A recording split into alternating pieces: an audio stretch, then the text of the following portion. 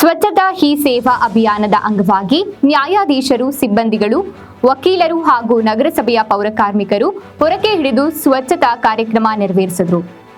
ತಾಲೂಕಿನ ಜೆಎಂಎಫ್ಸಿ ನ್ಯಾಯಾಲಯದ ಆವರಣದಲ್ಲಿ ಸ್ವಚ್ಛತಾ ಹೇ ಸೇವಾ ಆಂದೋಲನಕ್ಕೆ ಚಾಲನೆ ನೀಡಿ ಮಾತನಾಡಿದ ತಾಲೂಕು ವಕೀಲ ಸಂಘದ ಅಧ್ಯಕ್ಷ ಕೆಎಂ ನಾಗರಾಜ್, ಪರಿಸರ ಸ್ವಚ್ಛವಿದ್ದಾಗ ಮಾತ್ರ ನಮ್ಮ ಸುತ್ತಮುತ್ತಲಿನ ಸಮಾಜ ಸುಂದರವಾಗಿರುತ್ತದೆ, ಜೊತೆಗೆ ನಮ್ಮ ಆರೋಗ್ಯ ಕಾಪಾಡಿಕೊಳ್ಳಲು ಸಾಧ್ಯವಾಗಲಿದೆ.